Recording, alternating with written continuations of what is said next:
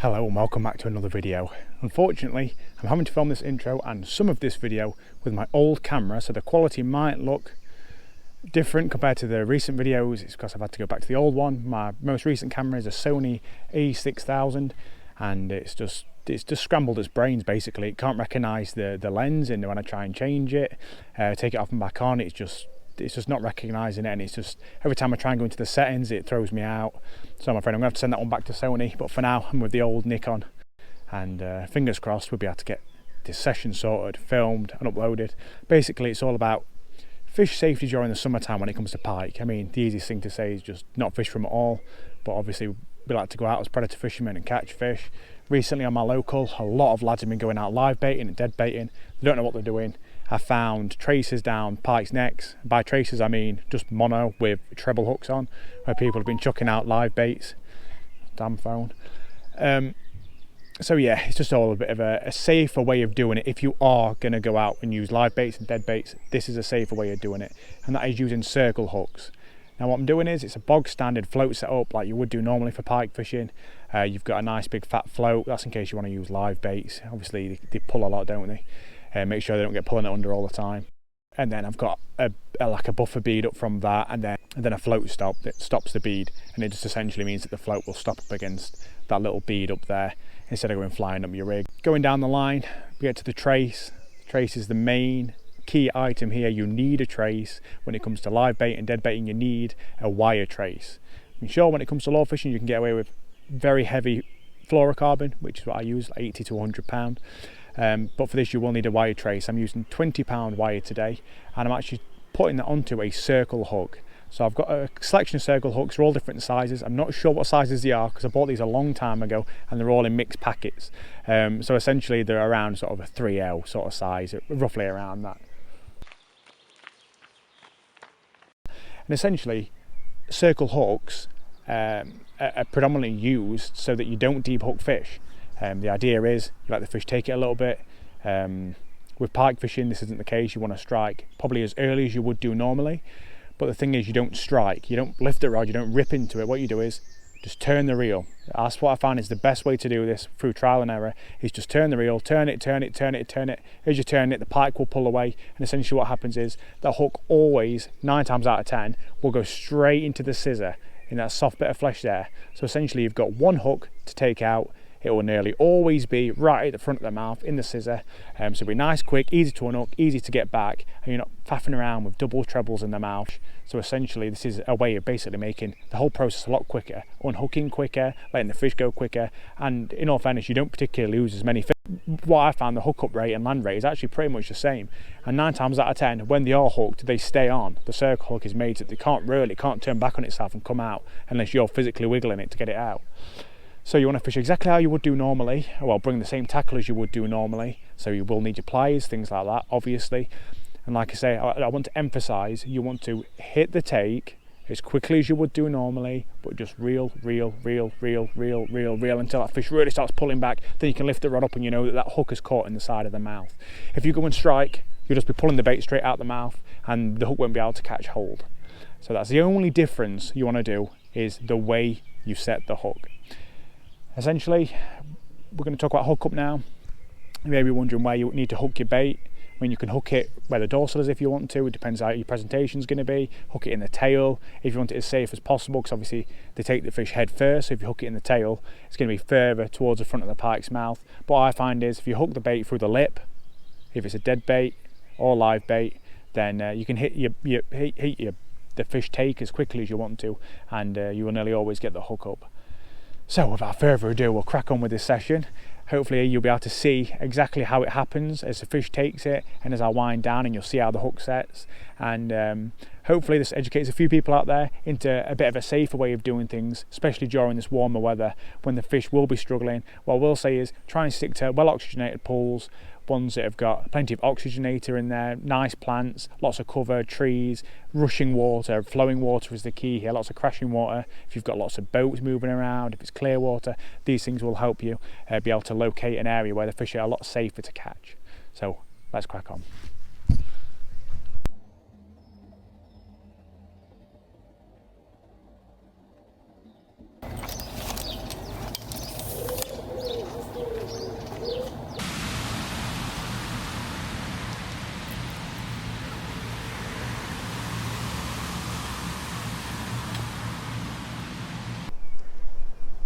ready?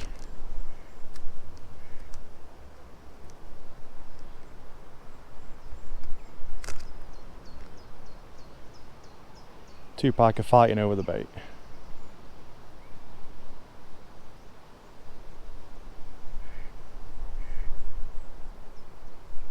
Smaller one's going to take it again.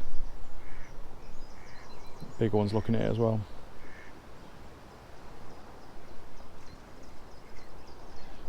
I'm gutted that my big camera's broke. I would have got a really nice shot there.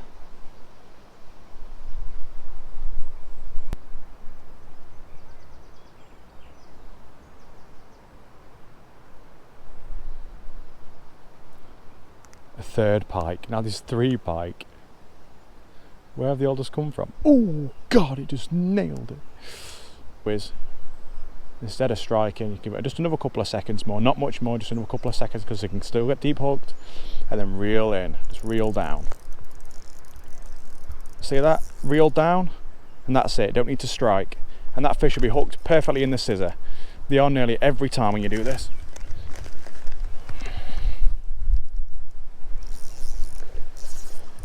It's only a jack pike.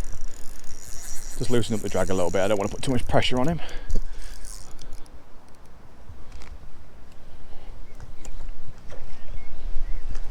Just a little baby pike, right in the scissor.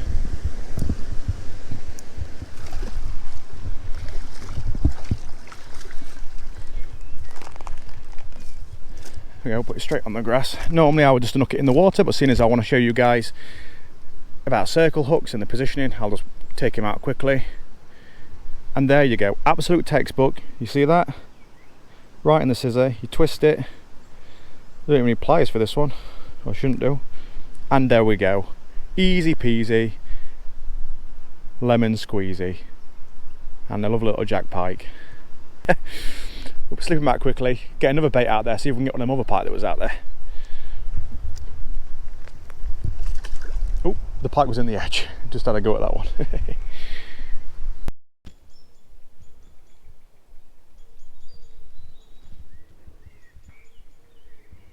We've got to take, boys. Right, there we go.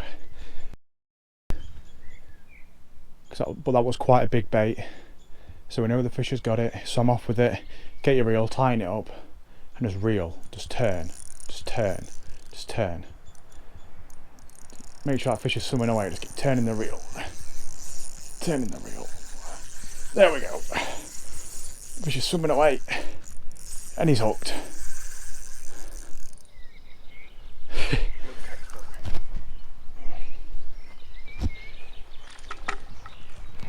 Absolute textbook. There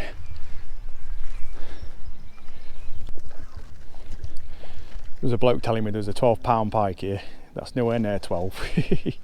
I know that's what he was on about.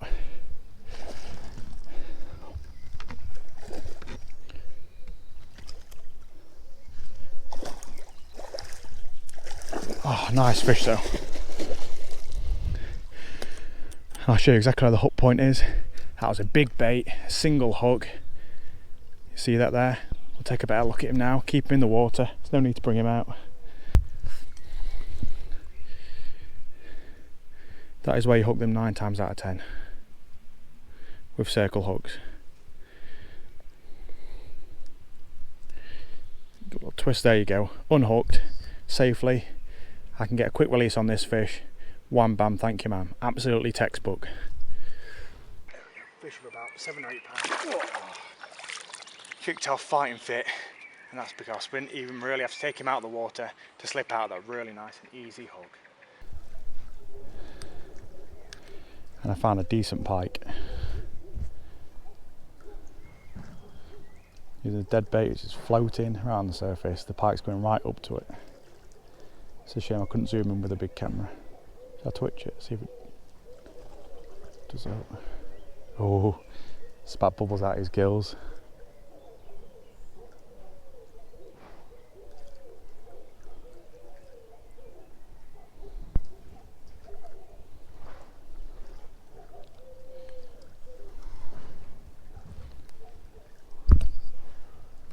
Need to burst its swim bladder. Is the key here. I think that was it.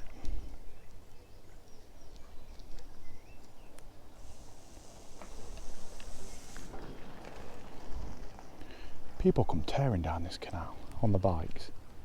It's absolute madness the speed they go. Especially when there's pedestrians around as well. I think I got the swim bladder, I can't tell. Yes, I did. And it's sinking. Deadbait's sinking very slowly. The pike's gone right up to it now, it's gone below the surface. It's not gone much below the surface though. I just twitched it, it's looking at it, it's looking at it, it's looking at it. It's sniffing it. Just take it. The bait's floating up again.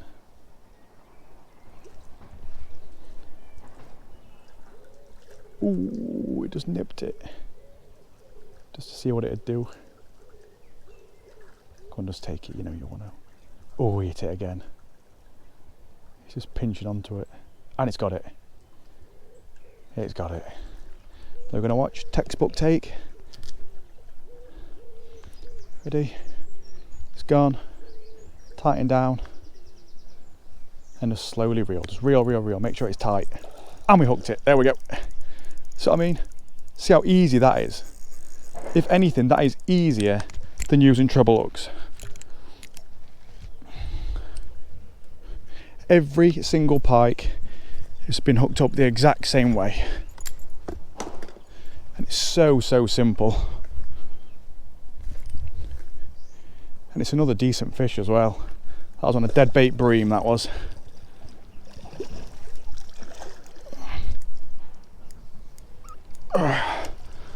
Good size fish. Hooked in the scissor every time, without fail. Strong one. Every time in the scissor. Can you see that? Every time. Okay, maybe more like 7, not 8. I don't think I'll even need to get the pliers on this one either. Let's give it a wiggle and a twist. And out it pops. Look, so easy. I can't emphasize just how useful this is, using circle hooks. And now I've unhooked him. He's no PB. I don't need to weigh him. I'm happy with that. Don't need to take him out of the water for much longer than just to get the hooks out.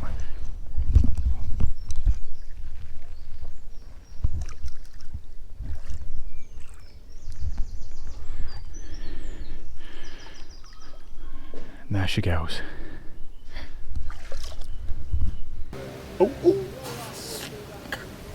Oh, it's got it. Yep, it swiped at it. I think it grabbed it. It's got it, mate. No, it hasn't. I can see the tail of the bait. Now it's got it. Chris, you should have said about your net and brought one down. I won't hook it. Let's tighten this drag up. I'll loosen it up. It's a big fish, you'll run, mate. You got it. It's a big fish. Oh, God! Go on, get it. You don't even fit in the net. Is it my PB? Oh, damn, he's coming, he's coming. It's a 17, mate. That. Damn, we can't move it now because he's watching us. Dom, quickly, come here, come here.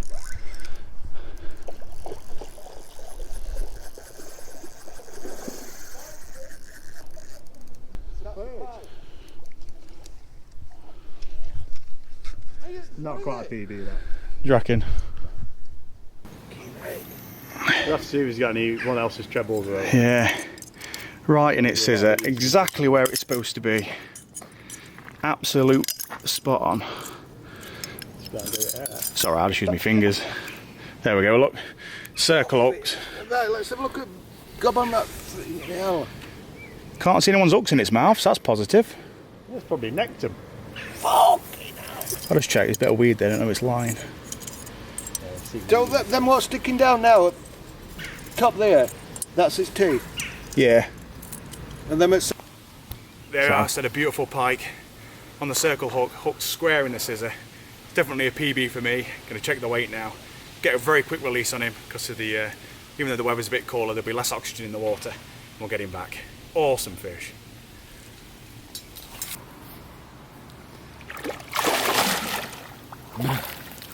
So thank you guys for watching this session. I've really enjoyed myself. Managed to get out, film, even if it's with the old camera. I hope the quality is not too crappy, and fingers crossed my camera will get sorted soon. And yep, it's been good catching a few fish safely. A new PB as well, absolutely awesome, over the moon. I'll catch you guys later.